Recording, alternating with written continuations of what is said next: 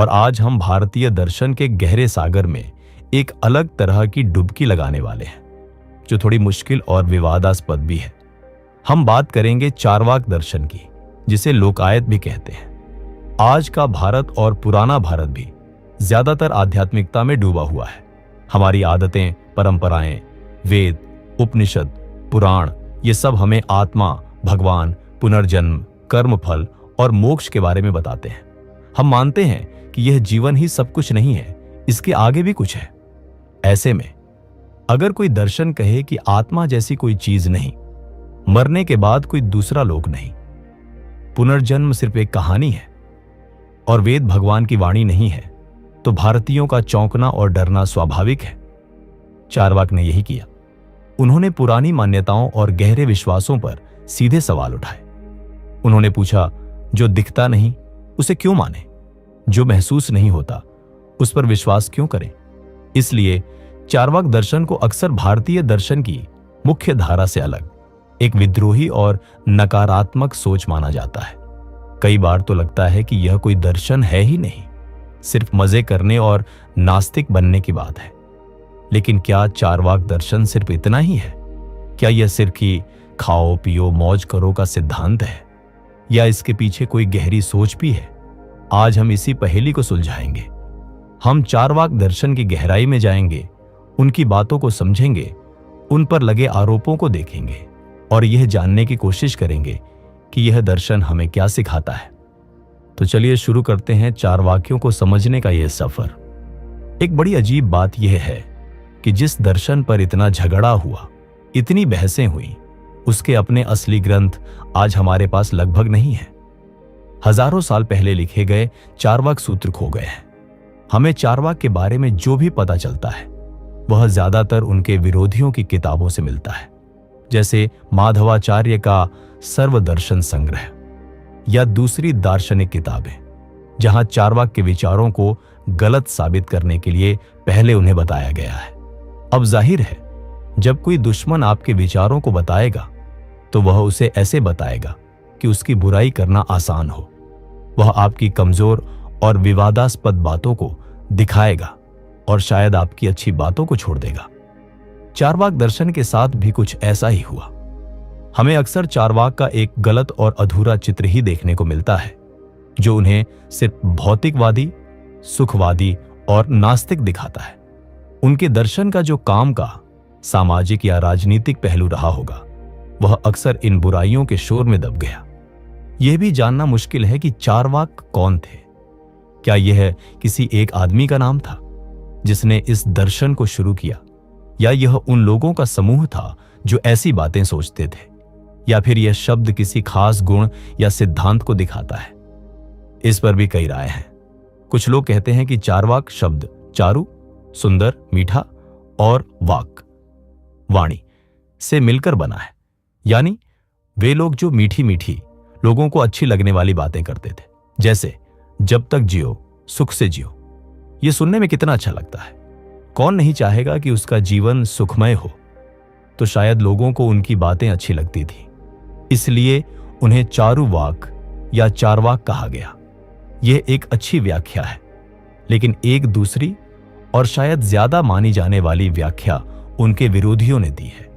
वे कहते हैं कि चारवाक शब्द चर्व धातु से बना है, जिसका मतलब होता है चबाना या खा जाना। इन विरोधियों के अनुसार चारवाकों ने पाप और पुण्य, धर्म और अधर्म के बीच के फर्क को ही चबा डाला, यानी खत्म कर दिया। उन्होंने सही और गलत के बीच कोई अंतर नहीं माना, सब कुछ अपनी खुशी के लिए सही ठहरा दिया। यह एक बहुत बुरी व्याख्या है, जो चारवाकों को पूरी तरह से बुरे और सिर्फ मजे करने वाले दिखाती है। एक तीसरी राय यह भी है कि शायद बृहस्पति, जिन्हें देवताओं का गुरु माना जाता है, उन्होंने असुरों को बहकाने के लिए इस नास्तिक मत का प्रचार किया था। हालांकि यह एक कहानी जैसी लगती है, लेकिन कई किताबों में चारवाक दर्शन को बारहस्पत्य दर्शन, यानी बृहस्पति द्वारा शुरू किया गया दर्शन भी कहा गया है।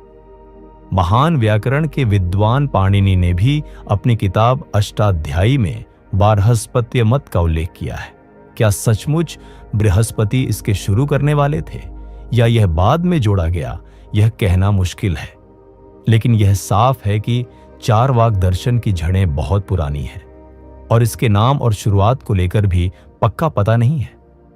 चारवाक दर्शन को सबसे ज्यादा जिन विचारों के लिए जाना जाता है वे अक्सर 4 पंक्तियों वाले एक श्लोक में बताए जाते हैं।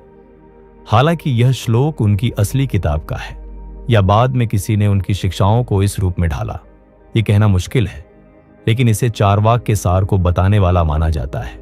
यावज्जीवेत सुखम जीवेत, आर्णम कृत्वा घृतम पिबेत, भस्मीभूतस्य देहस्य पुनरागमनम कुतः।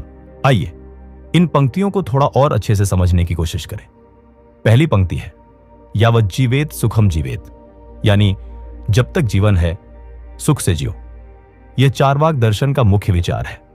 उनका मानना था कि जीवन का एकमात्र लक्ष्य सुख पाना और दुख से बचना है। यह कोई अजीब बात नहीं है। हर प्राणी, चाहे वह इंसान हो या जानवर, स्वाभाविक रूप से सुख चाहता है और दुख से दूर भागता है। चारवाकों ने इसी आसान मानवीय आदत को दर्शन का आधार बनाया। उन्होंने कहा कि मरने के बाद के काल्पनिक सुखों के चक्कर में या पाप के काल्पनिक डर से इस जीवन के असली सुखों को छोड़ना मूर्खता है। जो जीवन अभी मिला है उसे खूब जीना चाहिए, उसे खुशियों से भरना चाहिए। उन्होंने किसी और लोक के लक्ष्य जैसे मोक्ष को जीवन का उद्देश्य नहीं माना, बल्कि इसी जीवन में इसी शरीर के जरिए मिलने वाले सुख को ही सबसे बड़ी चीज माना। दूसरी पंक्ति है आर्णम कृत्वा घृतम पिबेत, यानी अगर जरूरत हो तो कर्ज लेकर भी घी पियो। यह पंक्ति सबसे ज्यादा झगड़े और बुराई का कारण बनी है। इसे अक्सर बहुत ज्यादा मजे करने और गैर जिम्मेदार होने का सबूत माना जाता है। आलोचक कहते हैं कि देखो, चारवाक तो कर्ज लेकर भी मौज उड़ाने की सलाह दे रहे हैं, लेकिन क्या इसका मतलब सचमुच यही है? शायद नहीं। यहां घी पीना सिर्फ घी पीने का मतलब नहीं रखता, बल्कि यह अच्छे खाने, अच्छे स्वास्थ्य और शारीरिक सुख सुविधाओं का प्रतीक है। चारवाक शरीर को बहुत जरूरी मानते थे, क्योंकि उनके अनुसार शरीर ही चेतना का आधार है। शरीर के मरने पर सब कुछ मर जाता है, इसलिए शरीर को स्वस्थ और सुखी रखना बहुत जरूरी है। उनका कहना था कि अगर शरीर को स्वस्थ और सुखी रखने के लिए, जीवन को आनंदमय बनाने के लिए जरूरी चीजों की जरूरत पड़े और उसके लिए कर्ज भी लेना पड़े तो लेना चाहिए। क्यों? क्योंकि कर्ज तो शायद भविष्य में चुकाया जा सकता है या नहीं भी चुकाया जा सकता, जैसा कि आलोचक कहते हैं। लेकिन अगर शरीर ही मर गया या बीमार पड़ गया तो फिर सुख भोगने का मौका ही खत्म हो जाएगा। यह शरीर दोबारा नहीं मिलेगा। इसलिए इस जीवन और इस शरीर का महत्व सबसे ज्यादा है। इसे एक तरह से शरीर माध्यम खलु धर्म साधनम, शरीर ही धर्म का पहला साधन है, का भौतिकवादी रूप माना जा सकता है, जहां धर्म का मतलब मरने के बाद की साधना न होकर इसी लोक में सुख पाना है। हां, यह जरूर है कि यह सलाह समाज के नियमों और जिम्मेदारी के हिसाब से सही नहीं है और इसका गलत इस्तेमाल होने की बहुत संभावना है। तीसरी और चौथी पंक्तियां हैं भस्मीभूतस्य देहस्य पुनरागमनम कुतः, यानी जब यह शरीर जलकर राख हो जाता है तो उसका वापस आना कहां मुमकिन है। ये पंक्तियां चारवाक के पुनर्जन्म और आत्मा के अमर होने की बात को गलत साबित करती हैं। उनका मानना था कि चेतना शरीर का ही एक गुण है, जो शरीर के बनने के साथ पैदा होती है और शरीर के मरने के साथ खत्म हो जाती है। जैसे पान, सुपारी, कथा और चूना अलग अलग चेतना रहित होते हैं, लेकिन उनके मिलने से एक लाल रंग, नशा या चेतना जैसा गुण पैदा हो जाता है। वैसे ही पृथ्वी, जल, अग्नि और वायु, इन 4 तत्वों के एक खास अनुपात में मिलने से शरीर बनता है और उसी से चेतना पैदा होती है। जब शरीर मरता है तो ये तत्व अपने अपने असली रूप में मिल जाते हैं और चेतना भी खत्म हो जाती है। इसलिए शरीर से अलग कोई आत्मा नहीं है, और जब आत्मा ही नहीं है तो उसके एक शरीर से दूसरे शरीर में जाने, यानी पुनर्जन्म का सवाल ही नहीं उठता। मृत्यु ही अंत है। इसके बाद न कोई स्वर्ग है, न कोई नरक, न कोई दूसरा जन्म। यह विचार भारतीय दर्शन की मुख्य धारा, जो आत्मा की अमृता और पुनर्जन्म के सिद्धांत पर आधारित है, कि बिल्कुल उल्टा था। चारवाकों ने पूछा, क्या किसी ने मरकर वापस आकर बताया है कि परलोक कैसा है? क्या किसी ने अपनी आंखों से आत्मा को शरीर से निकलते या प्रवेश करते देखा है? उनका तर्क था कि जो चीज सीधे प्रमाण, आंखों से दिखना, कानों से सुनना आदि से साबित नहीं होती, उसे मानना बेकार है। वे सिर्फ प्रत्यक्ष को ही एकमात्र प्रमाण मानते थे। अनुमान, शब्द जैसे वेद या किसी ज्ञानी पुरुष की बात आदि को वे भरोसेमंद प्रमाण नहीं मानते थे, क्योंकि उनमें गलती या धोखे की संभावना रहती है। किसी ने कह दिया कि स्वर्ग में अप्सराएं हैं और अमृत मिलता है, तो यह सुनकर कल्पना तो की जा सकती है, लेकिन इसका कोई सीधा प्रमाण नहीं है। यह सिर्फ शब्दों का जाल है, जिसके आधार पर पुजारी वर्ग अपना फायदा करता है। इसी सीधे प्रमाण के आधार पर चारवाकों ने भगवान के होने को भी नकार दिया। उन्होंने पूछा, भगवान कहाँ है? किसने उसे देखा है? यदि भगवान सर्वशक्तिमान और दयालु है, तो दुनिया में इतना दुख, अन्याय और भेदभाव क्यों है? यदि वह कर्मों का फल देता है, तो कर्म करने वाला शरीर तो यहीं मर जाता है। फिर फल किसे और कैसे मिलता है? उनके अनुसार यह दुनिया किसी भगवान ने नहीं बनाई, बल्कि यह चार तत्वों पृथ्वी, जल, अग्नि, वायु के अपने आप मिलने और बिछड़ने से चलती है। आकाश को वे सीधा न दिखने के कारण तत्व नहीं मानते थे। वेदों को भी चारवाकों ने सही नहीं माना। उन्होंने वेदों को धूर्तों, भांडों और राक्षसों की रचना बताया। उनका कहना था कि वैदिक रस्में, यज्ञ, बलि, श्राद्ध आदि सब पुजारियों द्वारा अपनी रोजी रोटी चलाने के लिए बनाए गए नाटक हैं। यज्ञ में पशु बलि को उन्होंने हिंसा और बेकार बताया। श्राद्ध कर्म पर उनका तर्क था कि यदि यहां दिया गया भोजन मरने के बाद पितरों तक पहुंच सकता है, तो फिर विदेश गए व्यक्ति के लिए यहीं से भोजन क्यों नहीं भेज दिया जाता? या फिर घर की निचली मंजिल पर बैठे व्यक्ति को भोजन देने के लिए छत पर थाली क्यों नहीं परोस दी जाती? ये तर्क सीधे, साफ और आम जीवन पर आधारित थे, जिनका उद्देश्य कर्मकांडों की निरर्थकता को दिखाना था। इस तरह चारवाक दर्शन ने आत्मा, परमात्मा, पुनर्जन्म, कर्मफल, स्वर्ग नरक, मोक्ष और वेदों की सच्चाई, इन सभी पुरानी आध्यात्मिक और धार्मिक बातों को पूरी तरह से नकार दिया। उन्होंने इंसान को हर तरह के मरने के बाद के डर और लालच से आजाद कर अपना ध्यान पूरी तरह से इसी जीवन, इसी दुनिया पर लगाने को कहा। उनका कहना था कि धर्म, अर्थ, काम, मोक्ष, इन चार पुरुषार्थों में से सिर्फ अर्थ, दुनियावी साधन संपत्ति और काम, इंद्रिय सुख, इच्छा पूरी करना ही असली और पाने लायक है। धर्म और मोक्ष को वे काल्पनिक मानते थे। यहां यह समझना जरूरी है कि जब चारवाक अर्थ की बात करते हैं, तो उनका मतलब सिर्फ पैसा या धन दौलत नहीं होता। अर्थ का बड़ा मतलब है वे सभी साधन, वे सभी चीजें जो जीवन को सुखी और सुरक्षित बनाने के लिए जरूरी है। इसमें अच्छा भोजन, कपड़े, घर, स्वास्थ्य, सुरक्षा सब कुछ शामिल है। इसी तरह काम का अर्थ सिर्फ यौन सुख तक सीमित नहीं है, बल्कि सभी तरह की इंद्रियों और मन की इच्छाओं को पूरा करना और उनसे मिलने वाली खुशी इसमें शामिल है। चारवाकों का मानना था कि इंसान को इन्हीं दो पुरुषार्थों को पाने की कोशिश करनी चाहिए। लेकिन क्या इसका मतलब यह है कि चारवाक पूरी तरह से बुरे थे?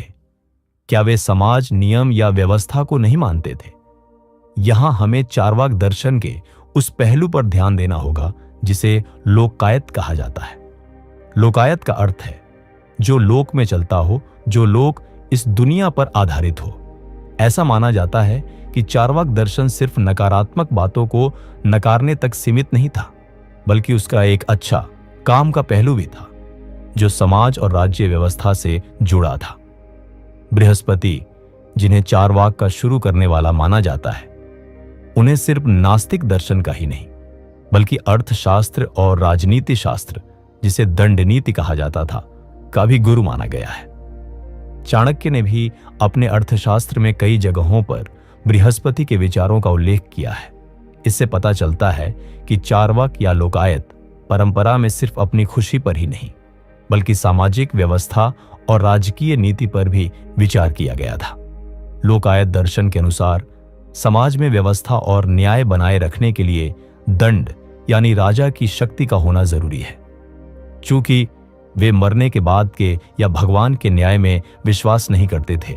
इसलिए उनका मानना था कि अच्छे कर्मों का इनाम और बुरे कर्मों की सजा इसी जीवन में, इसी समाज में राजा द्वारा मिलनी चाहिए।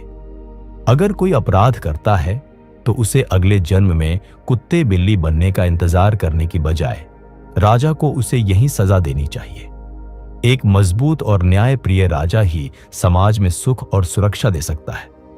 राजा का काम है कि वह ऐसे नियम बनाए और लागू करे जिससे समाज का अनर्थ न हो, यानी किसी को बेवजह दुख या नुकसान न पहुंचे और सभी को सुख से जीने का मौका मिले।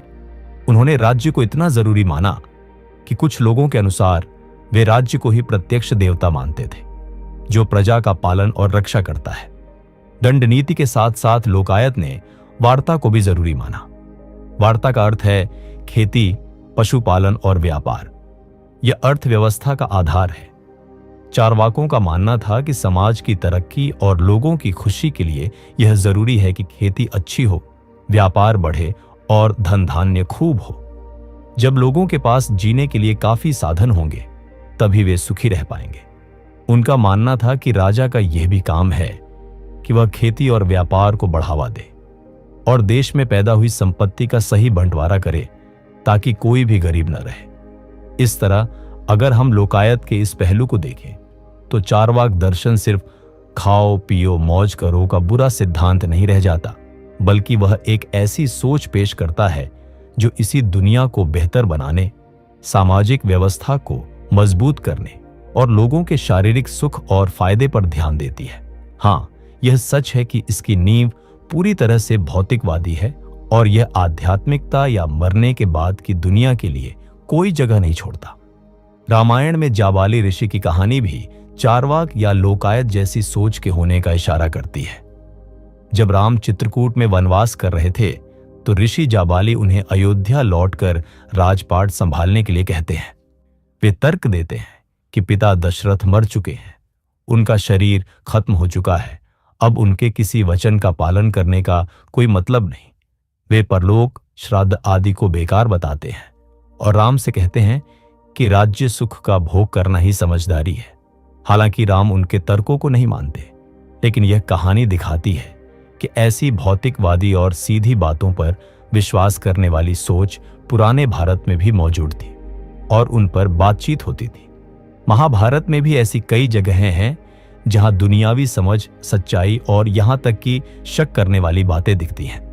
खुद वेद के नासदीय सूक्त में सृष्टि की शुरुआत को लेकर गहरा शक जताया गया है। यह सृष्टि कैसे हुई, किसने बनाई, कौन जानता है? शायद वह ऊपर बैठा अध्यक्ष जानता हो, या शायद वह भी ना जानता हो। जब वेद खुद इतने गहरे सवाल और शक उठा सकता है तो चारवाकों द्वारा सवाल पूछने को पूरी तरह से गलत कैसे कहा जा सकता है? चारवाक दर्शन की सबसे बड़ी देन शायद यह है कि उसने भारतीय सोचने की परंपरा में एक मजबूत भौतिकवादी और अनुभववादी धारा शुरू की। उसने पुरानी बातों पर सवाल उठाने की हिम्मत दिखाई और सिर्फ सीधे अनुभव को ज्ञान का आधार मानने पर जोर दिया। उसने इंसान का ध्यान काल्पनिक स्वर्ग नरक से हटाकर इसी धरती, इसी जीवन की समस्याओं और संभावनाओं पर लगाया। उसने शारीरिक सुख और भौतिक फायदे को बुरा मानने की आदत को चुनौती दी और उन्हें जीवन का आसान और जरूरी हिस्सा माना। हालांकि चारवाक दर्शन अपने असली रूप में आज जिंदा नहीं है और न ही ये कभी ज्यादातर भारतीयों ने माना, लेकिन इसके विचार कहीं ना कहीं भारतीय दर्शन के ताने बाने में मौजूद रहे हैं। इसने दूसरे दार्शनिकों को अपने सिद्धांतों को और ज्यादा तर्कपूर्ण और मजबूत बनाने के लिए प्रेरित किया होगा। यह हमें याद दिलाता है कि सच्चाई के कई पहलू हो सकते हैं और किसी भी विचार को आखिरी मान लेने से पहले उस पर सवाल करना, उसकी जांच करना जरूरी है। चारवाक हमें सिखाते हैं कि आंखें खोलकर दुनिया को देखो। जो सीधा दिखता है उसे मानो।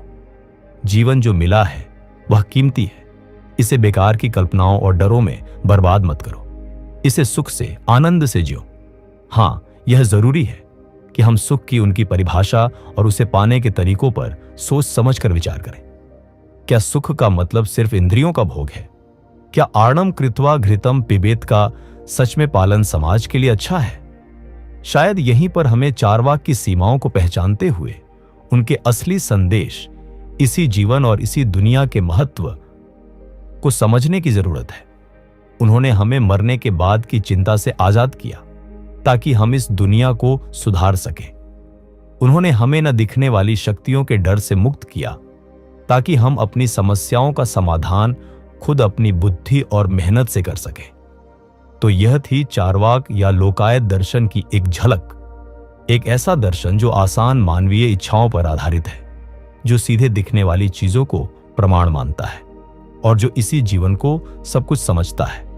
यह हमें सोचने पर मजबूर करता है कि हम विश्वास क्यों करते हैं, हम जो मानते हैं उसका आधार क्या है।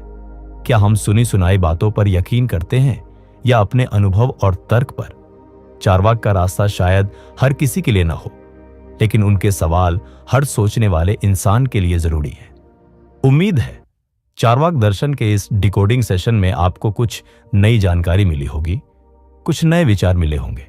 ये विषय बहुत गहरा और बड़ा है और हमने तो बस इसकी ऊपरी सतह को छुआ है। आपके क्या विचार हैं चारवाक दर्शन के बारे में? क्या आप उनकी बातों से सहमत हैं या असहमत? नीचे कमेंट सेक्शन में अपने विचार जरूर बताएं। हमें आपके दृष्टिकोण को जानने में बहुत रुचि है।